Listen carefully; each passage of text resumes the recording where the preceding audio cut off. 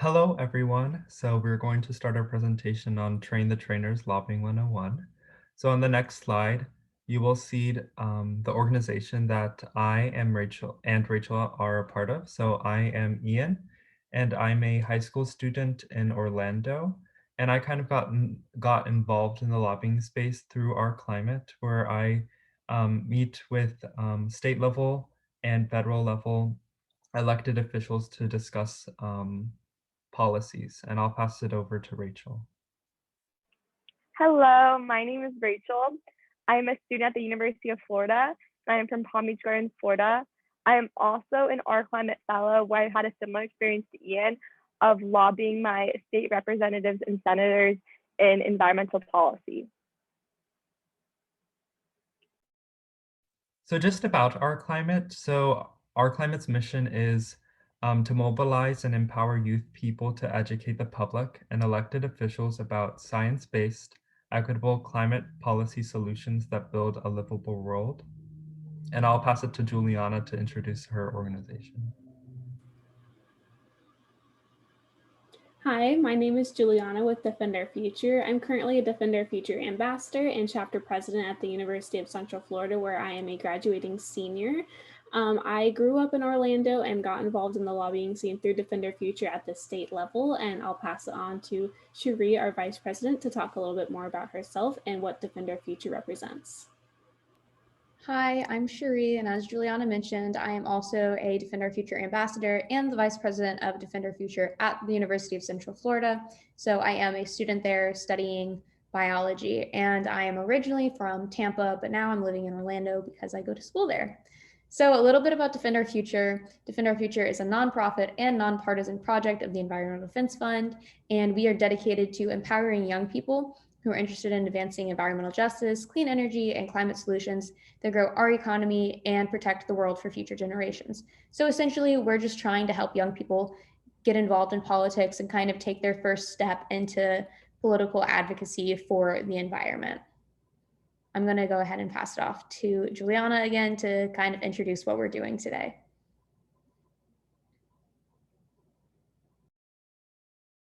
So for Train the Trainers, we're going to be teaching you how to train other people for lobbying, whether you're new at it or only have a few experiences yourself.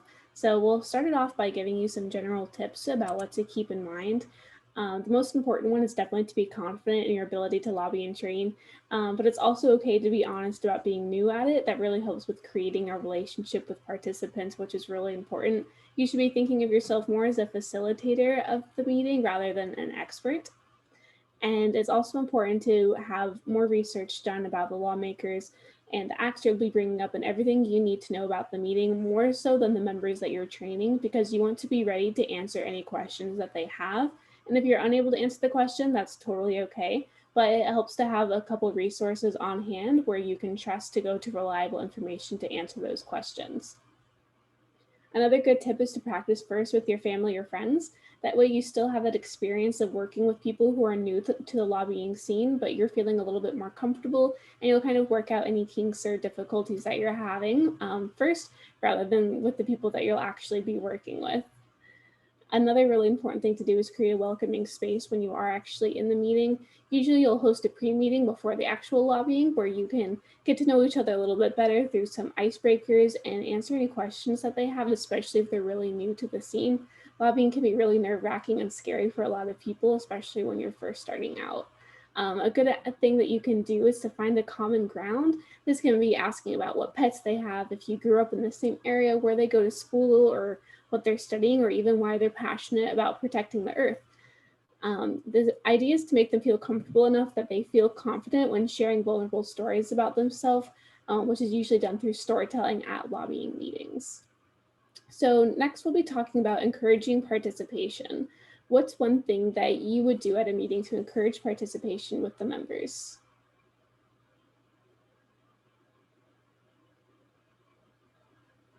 Here's a couple tips that we've come up with. The first one is having some training slides ready to go. This helps you by having an outline of what your meeting will be, but also having something to pass on to members that they can review later on. A key thing to do with this is consider using a mix of text-heavy slides, which is usually looked down upon, But this way, when you do send it out, everyone can see exactly what you talked about during the meeting, and they don't have to rely on taking notes as if it was just a verbal presentation. So your training slides will usually have some background on your lawmaker, the thanks you'll be bringing up, the asks that you'll be discussing, some extra reading for any sources that they're unfamiliar with or really passionate about, as well as role assignments, which we'll get into a little bit more later. Keeping it relaxed helps people feel more easy about messing up, sharing questions, or a little bit more about themselves. And you can also welcome participants as they join the meeting, which again kind of serves as an icebreaker and gets them more comfortable when they'll be sharing later on. You can even ask them how they're feeling about the lobbying that day. We'll also be looking at a training slide example. So this is one that we used when bringing up the thanks when we lobbied with Representative Soto. We just had a brief outline on what we planned on bringing up. And then we also had a separate sheet that we sent out to members that came with more reading sources on the specific thanks and the work that he's done in these areas. And I'll be passing on to Ian to give a little bit more background on what to do before your meeting. So this is a great source to find more information about who your representatives are. So this is the Florida House website. So by putting in your information on the side, you can see those are my elected officials. And since this is the state house, I can find more information on my state representative, Escamani. So when I click more details, it takes me to more information about her. And what's nice is that it provides what her interests are, not only through the subcommittees, but it even puts it in um, words what her interests are, which is feminist research, going to the beach, poetry, and running. Um, these are extremely important, not only to build a relationship with the representative, but it's also nice to make sure that they are speaking during the meeting. The meeting should predominantly be the person either the elected official or their staff member speaking more than you, because you want the most to get the most information out of those individuals. So when you look at sponsored bills on the next slide, it shows specifically for state representatives, they can only sponsor a specific number of bills each year. So they'll only sponsor things they're extremely passionate about. So that gives even more insight into the representative. And this leads us to our next slide, how to even introduce yourself and provide your story when you do talk to this representative. So first, you kind of just introduce yourself, so that's the story itself. So that's uh, why you're even there. So why do you care about climate? Whether it's as a young individual or for me, there's a coal plant in my district. So the health implications are personal to me. And then the story of us is just to connect you and the representative to one another, to show your interest not only in the representative, but to show that you did research on the representative. So in Representative Escamani's case, she's interested in feminist studies. So we can talk about how I'm also interested in gender equality and tie it back into climate and say that women are disproportionately impacted by the climate crisis. And what's interesting about the climate change is that there's so many intersectionalities that it's almost impossible to find something that won't be affected with climate change. So it's something that's easily lobbied um, about surrounding the elected officials' interests. So this brings us to the next story. So that's the story of now. So that's asking the representative different ways we could solve the issue. So directly asking, um, uh, how do you think the best approaches of removing coal plants and other issues? So this leads to the next slide, where Juliana will talk about how you even engage and encourage storytelling. So once you've got your story written, you definitely need to have a way to encourage members to share their own. One of the first things you can do is share your own story. I usually talk a little bit about how I grew up with a parent in the military and how moving across the world was really difficult for me, but also helped me develop a really deep appreciation for the earth because I've seen so many different cultures and so many different places. And then you can also suggest some ideas based on your knowledge of the participant. So sometimes if these are members from your organization, you'll know a little bit about them beforehand. And if you know that they do a lot of volunteer work somewhere, you could say, hey, maybe you can talk about what you've seen in the climate scene during your volunteer work. Maybe you could talk a little bit about that in their story and give them an idea or something to start with. And then also giving some more examples. If you have lobbied with a group of people before, then maybe reach out to some of them and ask if they'd be willing to write down a little bit about what they usually share and then be able to present that during your meeting. We'll move on now to talking about how to assign roles. So at this point, you've finished your pre-meeting, you know everything that's going to be discussed, but you still need to know who's going to be doing what when at the meeting. So by assigning roles, you ensure that everyone knows what to do on the day of, as well as any additional work that they need to do to prepare it. So some of the roles include facilitator, which is usually yourself or the person who reached out to your representative or a lawmaker to schedule the meeting, and note takers. Usually having two is recommended because the meetings can go really fast and you can divide up having one person write down about what you're talking about and the other one write down what the lawmaker or their office will be talking about. And then having people designated to do the thanks and asks, as well as the storytelling. These three definitely vary based on how many participants you have joining and who you're going to be talking to. So sometimes you'll really only have one storyteller, and you'll usually have them do the asks and their story since they really go hand in hand. Next, we'll be passing it on to Cherie to go over what your meeting with your lawmaker is actually going to look like. So you've done all of your pre-meeting stuff now, you're actually in the meeting, and now we're helping to answer the question, what do you do when the meeting is actually happening? So I made an outline of what a general meeting would look like. I want you to remember that this is not how every meeting will go, and it's okay if your meeting strays from this, but this is a good backbone for how meetings typically go. So the first thing that you're going to want to do is ask how much time you have. The last thing that you want to happen is you go into a meeting and then halfway through you get cut off because they have to leave for something and you didn't know that. So always ask how much time you have. Once you've done that, you can kind of prioritize where you want what you want to spend the most time on and what things can kind of get pushed to the back burner. So the first thing you're going to do after that is introduce your organization and who you are and why it is you care about whatever you're lobbying for. In our case, it's typically environmental issues. So I would explain what Defend Our Future is and why I personally care about certain environmental issues. Then I move on to introducing all of the other people that will be speaking at the meeting or who are at the meeting. And when you introduce yourself, if you're from the area that the person represents, it's great to share that because then it'll make them more likely to listen and care about your opinions and your wants for that area because they know that they represent you directly. So moving on from that, you're going to thank the lawmaker for anything positive that they've done in the field.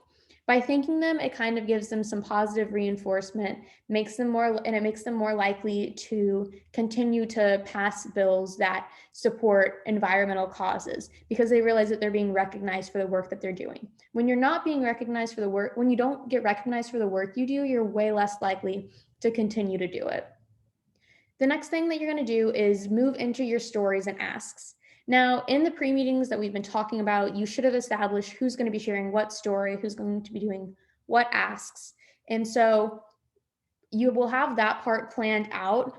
And as I said before, just remember what stuff you want to prioritize before you go to the meeting so that you're not confused during the meeting.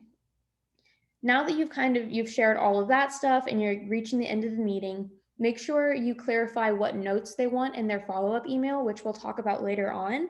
But it's just important to know what they found most interesting so that way you can share resources with them later on in the follow-up email. And then ask if they would be interested in meeting again, if that's something your organization would be interested in, because the purpose of these meetings is to build a relationship with your representatives. And so by asking if they would be interested in meeting again, you're helping to build that relationship. And then lastly, thank them for their time because they are busy people who have lots of meetings and they took time out of their day to meet with you. So always thank them, and then they'll remember that and be more likely to meet with you later on. So now I'm just gonna move into some general tips for during the meeting and how they can help you. So first thing is to make sure people know their roles and make sure they know that you're the leader. The last thing that you want to happen in a meeting is for somebody who accidentally, they just like talking, maybe takes over the role as the leader, and then the meeting goes all over the place. That's the last thing you want. So always make sure people know that you're the leader, you're the facilitator, and they know what their part is in the meeting, the stories they're telling, the thanks they're giving, the asks that they're asking for. That way the meeting can go as smoothly as possible. Also, you want to make sure you allow everyone to introduce themselves. Like I said before, when you introduce yourselves and you tell a little bit about who you are, you become more than just like another face. You actually have a personality, you have a story, and it makes the representative connect with you more. So allow everyone to introduce themselves. And as I've mentioned this, establish who is talking before the meeting. The last thing that you want to do is spring talking onto someone who wasn't ready for it or didn't have something planned. I know that they can make a lot of people anxious, especially in a setting where they're meeting with a representative.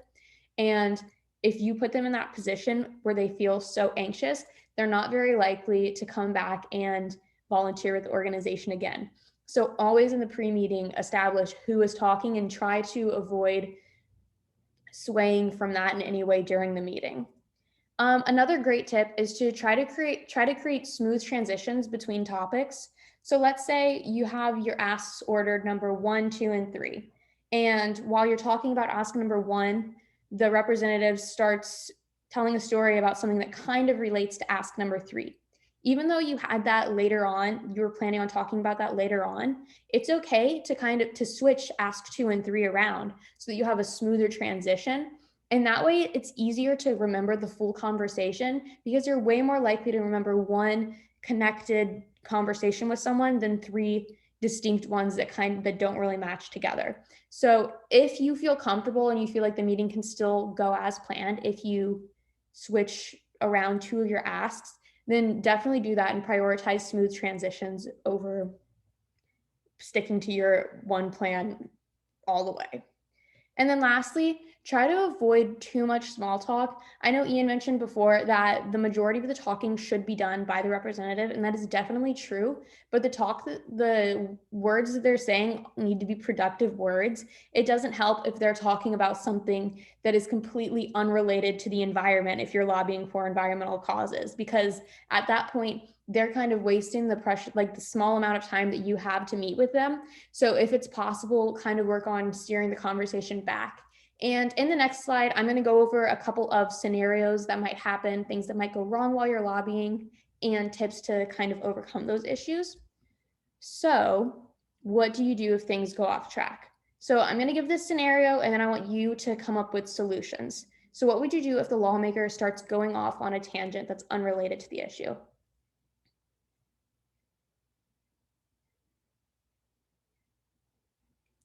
So the first thing that I would ask is this beneficial?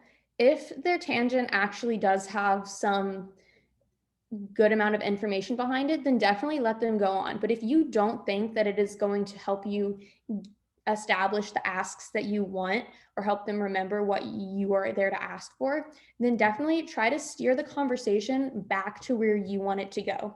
And it could be as simple as saying, thank you for sharing that information. It's nice to know that that's something you really care about.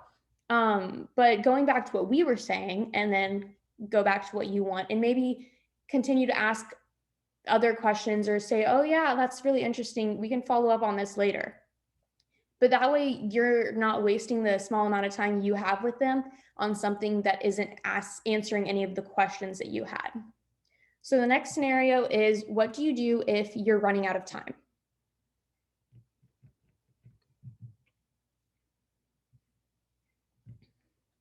So the first thing I recommend doing in your pre-meeting is prioritizing all of your asks and stories. Worst case, you should always plan for worst case scenario, which is somehow you had 30 minutes, you look down and you realize 20 minutes have passed and you're only on your first ask.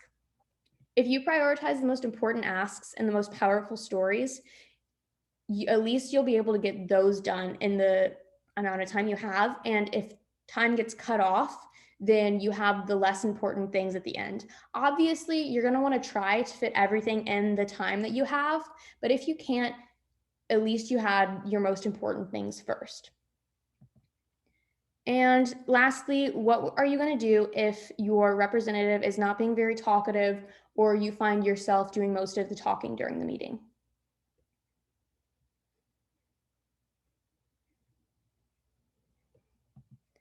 So one thing that you can do is try focusing more on stories. Like I said before, stories are super powerful and they help the representative relate more to who you are as a person. And this can kind of ease some of the tension in the room. When you're talking about legislation, it can feel very business oriented, but when you're sharing a story with someone, it feels much more casual, much more like you're just having a conversation with someone that you just met.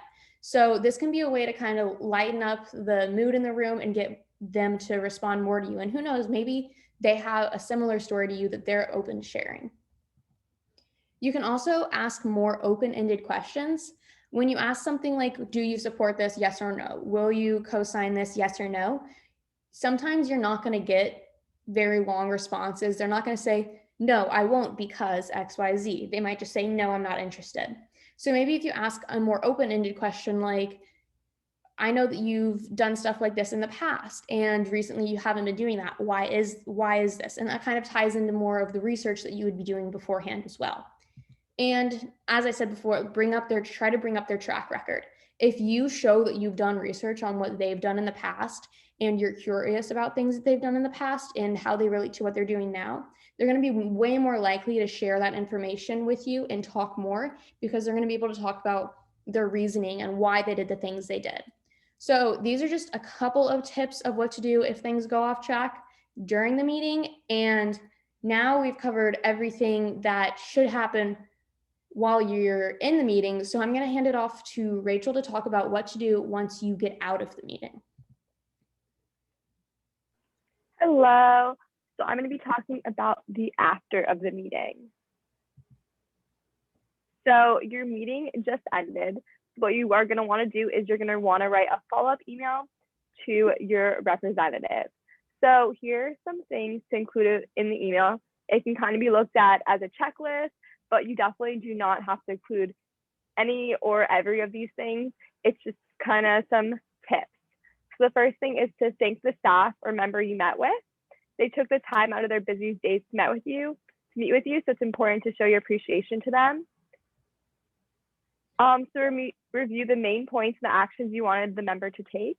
So this is where the notes of your meeting come in, because you can kind of look back and reference those when you're writing this part of the email. So you can also include any follow-up information you offered in the conversation. So sometimes when you're talking, they might ask you for more information, or you might mention that you have like some sources you can provide for them. So in your email, you can definitely attach those sources to give them the information in the email. And the last thing is just to remember that the follow-up email is a very important part of building a relationship with them. So in addition to kind of thanking them for their time and doing all the other things, just offering your support on other parts of their efforts is important to include in their email. So here is an example of an email I sent after lobbying one of my senators. So you can kind of look at it and see how I incorporated aspects of what I recommended to include. There are definitely ways to improve this email, but you can kind of take a few seconds to read over it and be inspired and understand and get a better idea of what to include in the email.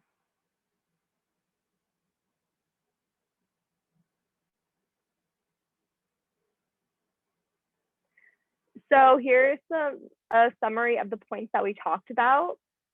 So the first one is the trainer creates a training environment. So it's very important to make the environment welcoming, because you want to make sure that all your participants feel welcomed and are comfortable in the environment. So storytelling is an important part of the lobbying process, but it can be scary for participants. So I think this kind of just comes with the welcoming environment, but it's your responsibility as the trainer to even lead by example. So telling your story to encourage the other participants to share their story too is important. And assigning roles and creating a meeting outline lets everyone know what will happen and can ease people's nerves. I think the lobbying process can be very scary, especially for people who it might be like their first or second time. So just kind of telling them what's going to happen can allow them to go into the process and feel a little bit better about it. And then a follow-up email is an important part to build your relationship with the member you lobbied. So here's some more information. So you can visit the Defend Our Future site to learn more about their mission. And then you can go to ourclimate.com to learn more about our climate. Thank you guys. I hope you learned about how to train the trainer.